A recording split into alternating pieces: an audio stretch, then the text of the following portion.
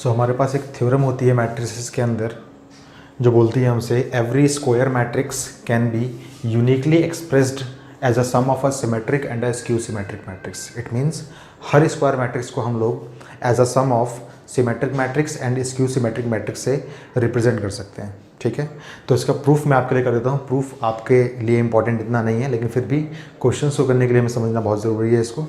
ठीक है, तो समझते हैं इस प्रूफ को हम लोग। इसका हम लोग प्रूफ करते हैं यहाँ पे। तो प्रूफ के हमारे दो पार्ट होंगे। पहले मैं किसी स्क्वायर मैट्रिक्स को एक्सप्रेस करूँगा as a sum of symmetric matrix and skew symmetric matrix. Then हम लोग उसकी यूनिकनेस के बारे में भी डिस्कशन करेंगे। ठीक है, सो फटाफट देखिए, हम मानते हैं let A be a square matrix. हमने बोला कि ए हमारे पास एक स्क्वायर मैट्रिक्स है।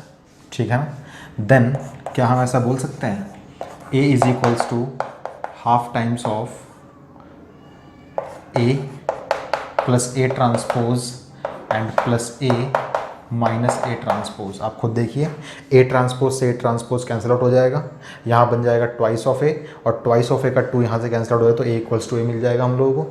तो हम किसी मैट्रिक्स को ऐसे बोल सकते हैं। अच्छा, देन हम ये भी बोल सकते हैं A is equals to half times of A plus A transpose and plus half times of A minus A transpose.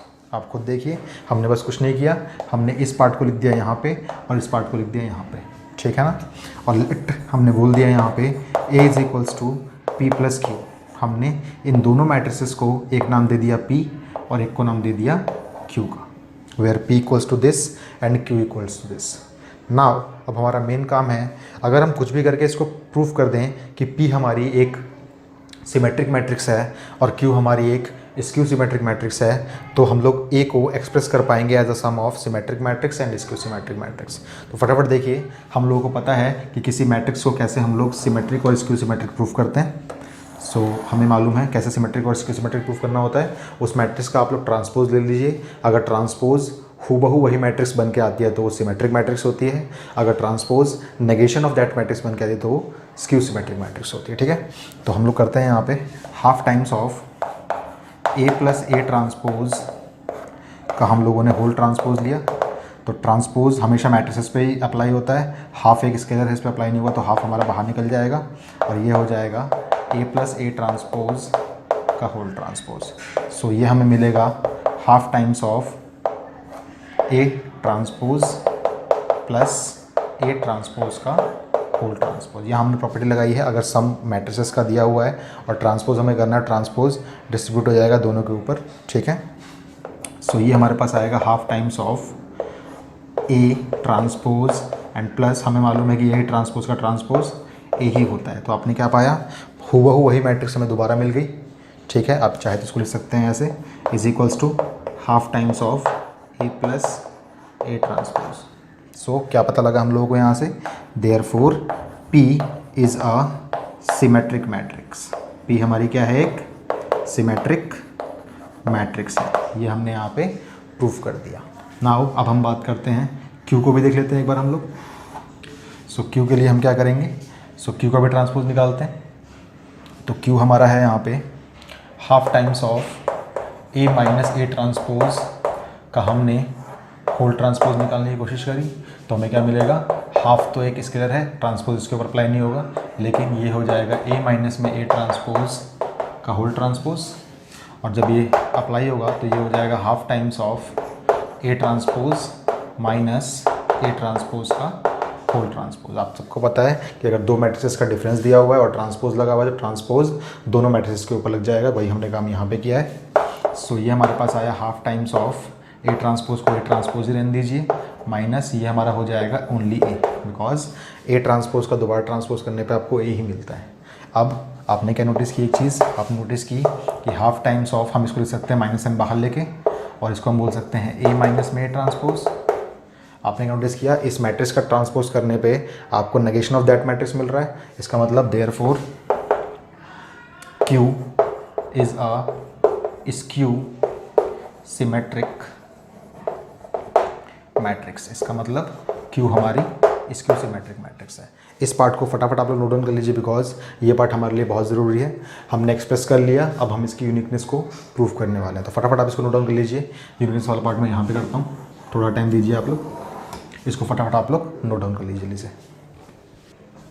Okay, now हम लोग यूनिकनेस को देखते हैं इसकी। तो क्या ये यूनिक मैट्रिक्स आ रही है, यूनिकनेस। तो आप सबको पता है कि दो मैट्रिक्स का सम तो हो गया, लेकिन क्या ये दो मैट्रिक्स हमेशा यूनिक आएंगी? इसको फटाफट हम देखते हैं। तो हम अज्यूम कर लेते हैं let A is equals to R plus S. हमने बोला भाई कोई दो मैट्रिक्स और है हमारे पास R और S, जिसमें हमारा A एक्सप्रेस हो रहा है। इसके अंदर R हमारी सिमेट्रिक मैट्रिक्स है और S हमारी स्क्यू सिमेट्रिक मैट्रिक्स है। सो अगर ऐसा होता है तो इसका मतलब क्या हो जाएगा, R का ट्रांसपोज करने पे हमको R मिलेगा एंड S का ट्रांसपोज करने पे हमको नेगेटिव ऑफ S मिलेगा। ठीक है, ओके। तो हमने एक उसी मैट्रिक्स को मान लिया, कोई दो मैट्रिक्स के सम में रिप्रेजेंट हो रहा है ये, और दोनों मैट्रिक्स हमने अलग अलग मानी।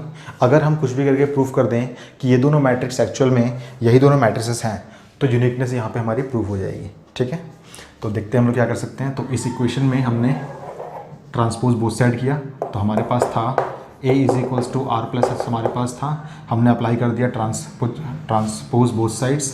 तो ये हमें दे देगा कितना, A transpose is equals to R plus S का होल ट्रांसपोज।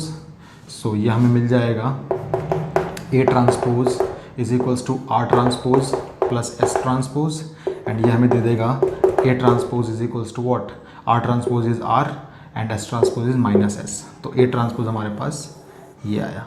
ठीक है, A is equals to R plus S हमारे पास, इसको मान लीजिए आप लोग फर्स्ट इक्वेशन, इसको मान लीजिए आप लोग सेकंड इक्वेशन। नाउ दोनों इक्वेशंस को हम लोग ऐड करते हैं।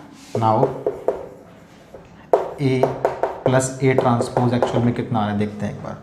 तो वो हमारे पास आएगा R plus S plus R minus S.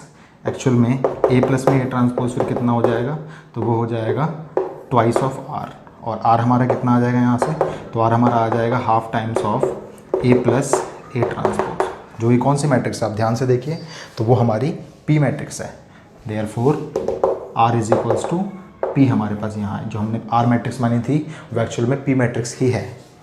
Also अगर हमने दोनों इक्वेशंस को सब्ट्रैक्ट किया तो हमें क्या मिलेगा, A माइनस में A transpose should be equals to R plus S minus R minus S.